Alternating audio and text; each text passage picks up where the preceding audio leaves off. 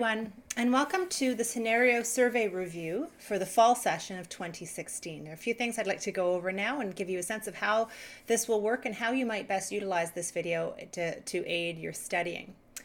And your ongoing development, of course, as this is really meant to highlight some of the key learnings from our semester together.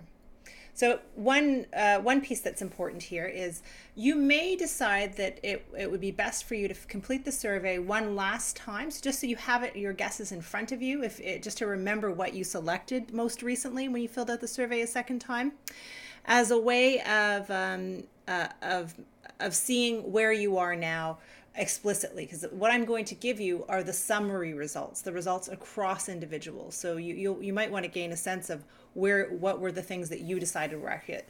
To that end, I have put on the course website a PDF of the questions, just the questions with no answer. So if you want to take 5 or 10 minutes to just do that quickly, you can go right ahead, and that might actually give you a little bit more insight into where you are now. But another piece of background information, I run this survey, the scenarios, with my colleague Kevin Tassa, who is at Schulich here at York University, and because he teaches a very similar course with his MBA class. He teaches negotiations at the MBA level. He runs the scenarios at the very beginning and the end of term as well. And while we might typically separate the BHRM or the HR class, which I know you're not all BHRM students, but the class within my program from the courses within his program, we didn't this time because the trends were very similar. So we found no need to separate them. So you'll see the totals are greater than the 80 you would expect across the two sections that I taught this term. The totals are actually upwards of 200 because there are MBA students in this pool. So here's what we'll do. I'm going to give you the survey here on a slide. You can pause the video and not the survey. I'm going to give you the scenario here on a slide. You can pause the video and read the scenario. Take as much time as you need, or perhaps you've read it already because you downloaded the PDF and you highlighted the answers that you thought were correct. Then I will give you a slide that has both the answers from the beginning of the term, the trends in the answers, and then the trends in the answers at this point in time. And I'll explain why that's the ideal answer. To give you a sense of how we came up with these questions and answers, Kevin and I developed the scenario questions based on what we felt were some of the most important learning points for the term. And then we tried to develop answers that were all reasonable, and in some cases where there's actually more than one answer that is correct, but there's always an ideal answer. There's always an answer that is the best answer based on what we've learned this term. We sent the scenarios out to subject matter experts, so to negotiation researchers across North America. Actually, they were both Americans and Canadians, and asked them to respond to the survey as a way of gauging whether or not the answers were clear and whether they gave enough. There was enough difference between the responses that we were giving, and that allowed us to refine the survey. So you can see that the answers that you have in front of you are validated and have some strength behind them. But I also want to point out that there are other answers that certainly are logical and would make sense and wouldn't be incorrect, but aren't the ideal answer. Okay, so let's just go ahead. Here is the first scenario. You'll remember this one, scenario number 1, selling a home. You can pause the video now if you'd like to reread it. All right, so let's move on to the answers.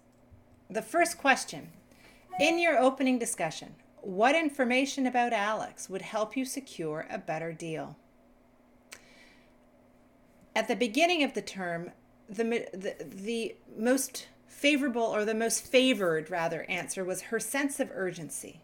Her sense of urgency was the choice that most made at the beginning of the term, but that has shifted.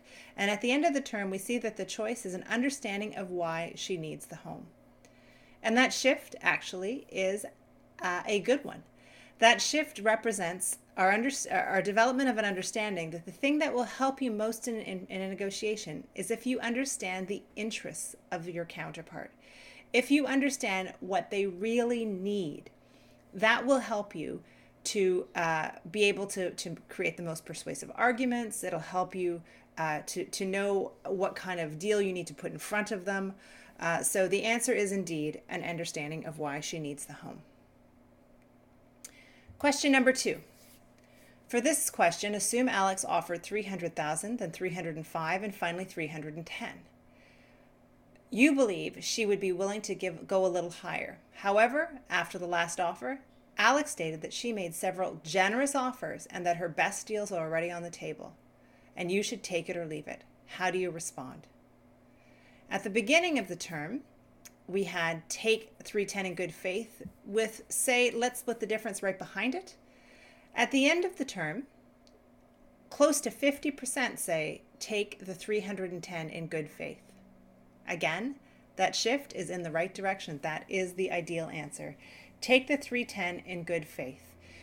You're bargaining in good faith. You've both made concessions. You've both made appropriate concessions, and you've both made movements. If the movement is slowing, and she has indicated that this is her last offer, and there's no reason to believe at this point. Everything up to this point has been moving exactly how it should. There's no reason to doubt that Alex's offers have any that she wouldn't walk away. Then you absolutely should take the offer in good faith, and believe that this is a negotiation that has progressed as it should, rather than damage your reputation or damage the trust that you may have built. Okay. And question number 3. So we have to ignore the previous question. And then we assume that Alex's first offer was $275,000. What is the best response you can give? At the beginning of the term, we had visibly show that you dislike the offer and ask her to make a second one. At the end of the term, it's actually shifted. While that is still the most popular offer, visibly show that you dislike the offer and make a second one. We do have show her your 2 appraisal reports or offer a small concession just below the list price as 2 equally or two responses that were quite favored. It actually remains that visibly show that you dislike the offer and ask her to make a second one is the appropriate response. So let's unpack this one, because this one's might not be obvious at the beginning.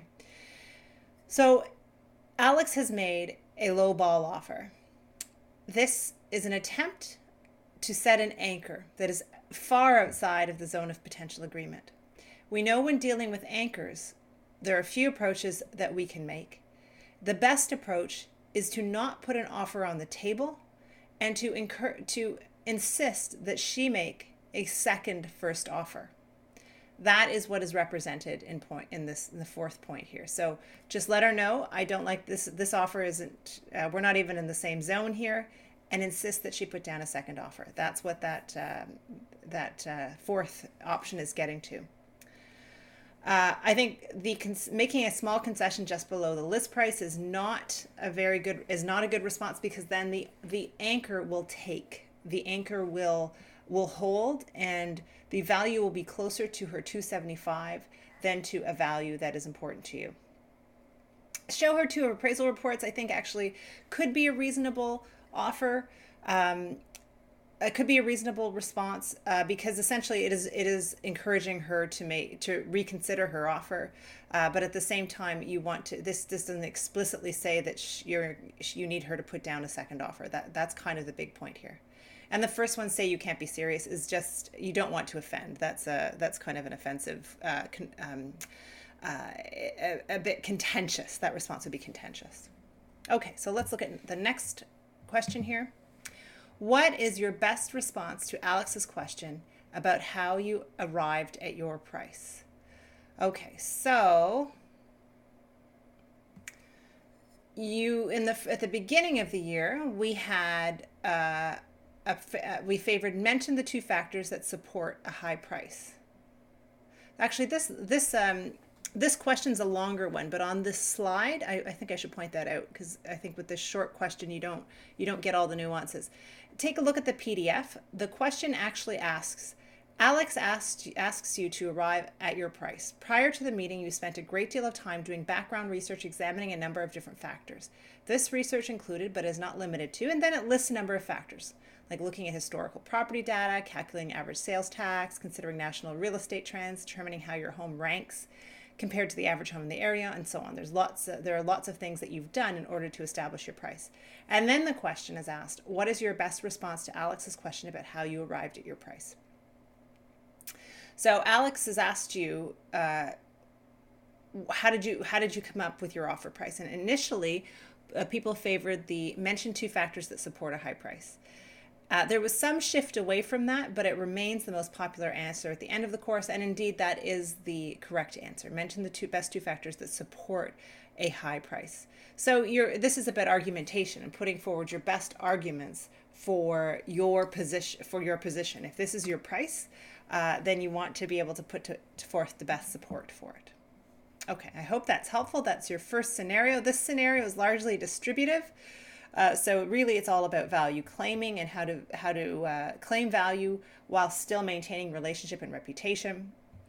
But here's scenario number 2. Take a moment to read and understand this scenario. There is more detail on this scenario in the PDF. But here's the first slide. There's a second slide that I'll go to now. Here is the second slide. You can take a moment to read this, and again, pause the video if you need to. All right, now we'll move on to the next question, question 5. During the negotiation, how would you best be able to determine the expo's interests? Now, at the beginning of the term, everybody said listen carefully to see what they focus on, which is an insightful response. At the end of the term, it's moved. Ask open-ended questions about each issue. Right? So, interesting one here, because the ideal answer, according to our experts, is state your priorities up front and ask them to do the same. So this is the idea of setting up a pattern, setting up trust within the relationship, and then setting up a pattern of information sharing. Give a little bit of information because then you'll get information. Also, if you give information, you're more likely to get honest and straightforward information about, and the type of information you require, right? Because they'll mirror the type of information you shared. So it can be most effective. Although asking open-ended questions gets them talking, which is useful. And certainly listening carefully to see what they focus on. I think these questions, the reason they're less ideal is because they're less focused, but they're still decent strategies. Okay. Let us move on to the next question. What information would be most useful to you before you go into the negotiations? So this one's an interesting question because you shouldn't think it's not about what information you have available to you. It's if you could get any information, what would you want? And at the beginning of term, people decided that it was the likelihood of attendance. We had 30% there, with very close second as information about the counterpart's preferences. But at the end of term, what we see is that there is a shift to information about your counterpart's preferences. The ideal answer, according to our experts, is number of visitors in the past. Past attendance will predict future attendance and will be able to reduce some of the uncertainty in some of the estimations that you're making. But again, the other selections here that were favored are good answers. It's only the ideal answer that we're noting here.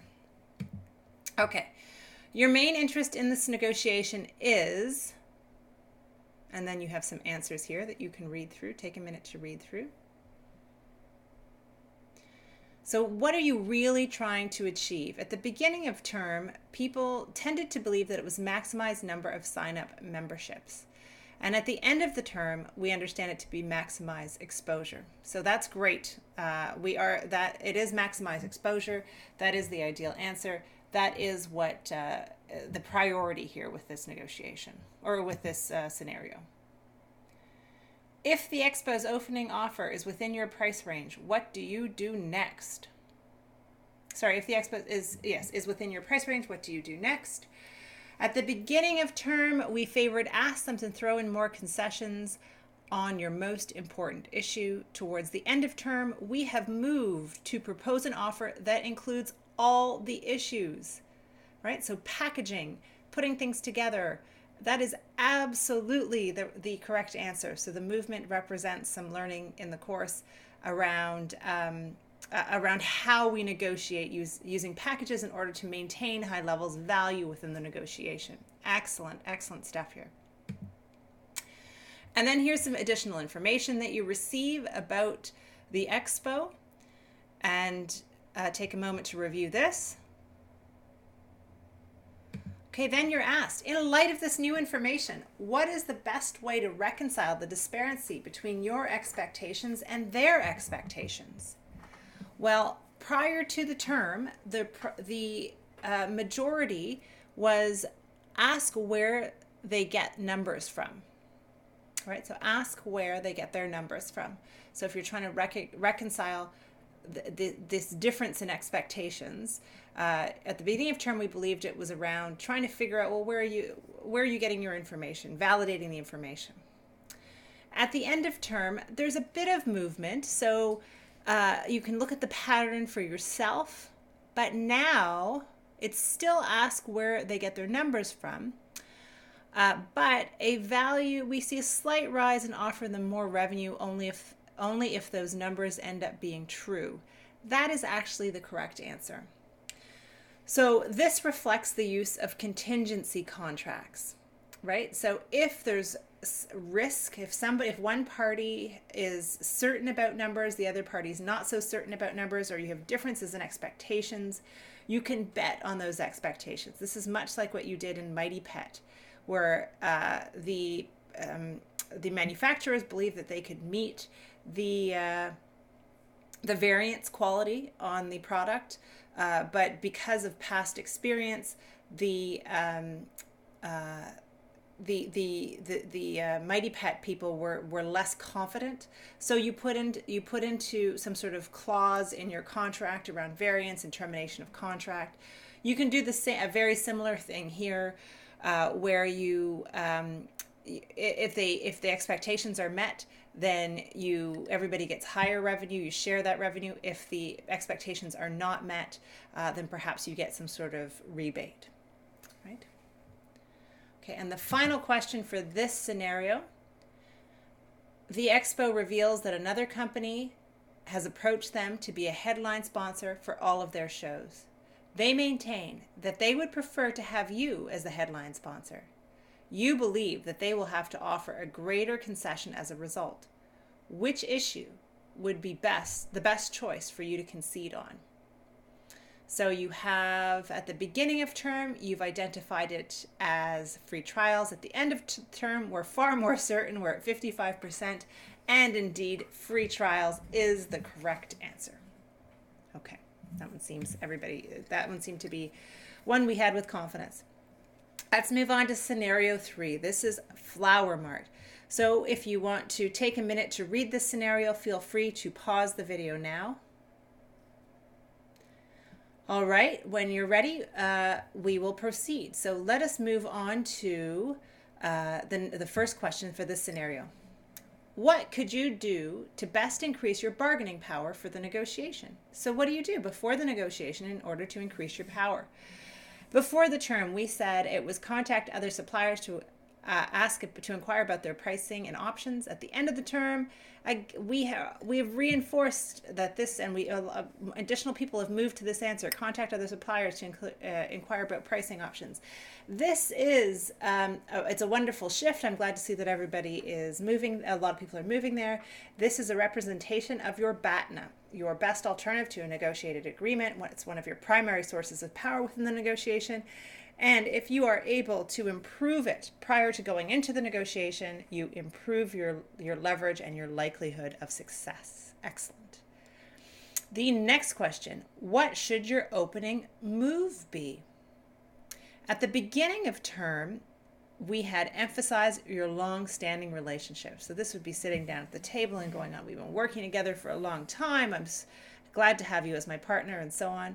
That is still a popular answer at the end of term, but we do see a significant shift in the fourth answer, which is inquire about the supplier's interests and priorities. That is the ideal answer. Sitting down at the table and then immediately asking them to share what are they trying to accomplish, what would benefit them. And then you might find some opportunities exist that you didn't know were there before. You can increase the value. The next question is, if you discover that the flower supplier's most important issue is the price, what should you do? At the beginning of term, we had trade off with the timing issue. Some insightful people at the beginning of term, and look at that. That has increased to 68% at the end of term. That is indeed the correct answer. So if you find out that an issue that is important to them is not so important to you, so you know that you're doing as well as you can on price, you don't have greater expectations on that, there is an opportunity to trade off with something that is important to you, and indeed the timing issue is the most important thing to you within this negotiation. The final question for this scenario, the supplier only wants to talk about the 3 important issues one at a time. What is your best response? Well, we know that that's a problem, right? If we want to talk about one issue at a time.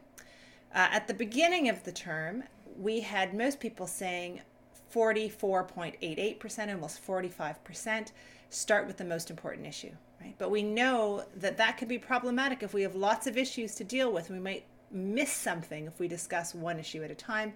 We might hand over some value when there were greater opportunities on the table.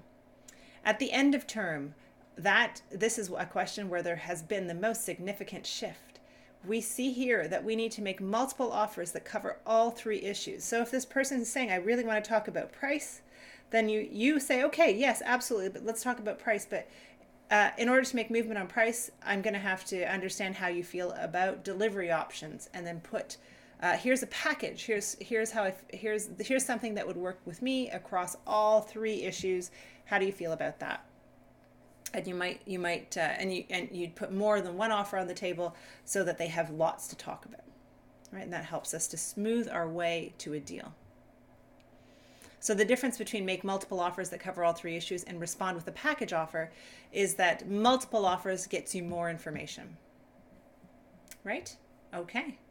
So let's move on to our final scenario, buying a car. This is scenario number 4, buying a car. Take a moment to read it before we move on to the questions. Okay, we're going to move on to the questions now. So the first question for this scenario is, what is the most important thing you should do before you meet the owner? At the beginning of the term, we favored research the cost of the vehicle, followed closely by determine the maximum you are willing to pay. Look at this shift. At the end of term, we say find an alternative. This is BATNA again, and that is absolutely correct. So we've gone from 11% to 40% who say that the best thing we can do for ourselves is to find an alternative. I know you're tired of looking for a car, but if you go in with only this car in mind, you have really weakened your position. Okay, the next question. If available, what information would be most useful in determining your opening offer? Well, this is again, in a world where you have access to anything, what would be most important to you? At the beginning of the term, we said the market value of the car would be most useful in determining your opening offer, followed at a second by your seller's bottom line. At the end of the term, we see a flip in those preferences. Absolutely. If you can get somebody's bottom line, then the deal is done. You make an offer that is right by their bottom line, or right at their bottom line, and you settle there. The market value of the car is important in general, but in a specific negotiation, the seller's bottom line is certainly valuable, quite valuable in helping to determine where you're going to end up. The next question. After driving and inspecting the car, you decide to negotiate. What is the best way to begin? At the beginning of the term, you had set a target price and open with an offer below that. At the end of term, that answer is reinforced. At the beginning of term, we see that it was split with explain why you think the price is too high. At the end of term, we moved away from that. And everybody, or 74% of people in the class, are saying set a target price and open with an offer below that. That's exactly what the first step should be. This explain why you think the price is too high. This is you coming in and arguing their viewpoint for them. It's not a very, I think the two best ways to start a negotiation are put a number down if you're fairly confident about the numbers, or get the person talking so you can find information, right? Those are the two beginning strategies.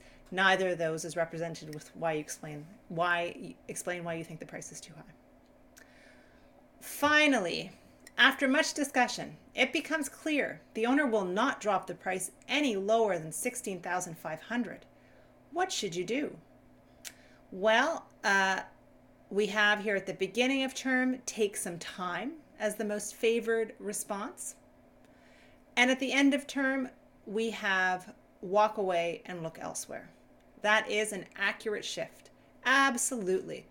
If it becomes clear that the owner is not going to, that there's no zone of potential agreement, that their lowest price is higher than your highest price, you don't have a deal. You need to walk away and find another opportunity. And remember that we might feel pressure to make the deal that's in front of us, or we might feel that this is the only deal that exists because we haven't adequately sourced out our BATNAs. But especially in this case, when we're talking about buying a used car, there is another car and we need to walk away. All right, those are the scenarios. I hope this review helped you with some of the basic ideas from this course and helped to kickstart your studying. Good luck to you, and I will see you online during the final exam. Take care, everybody.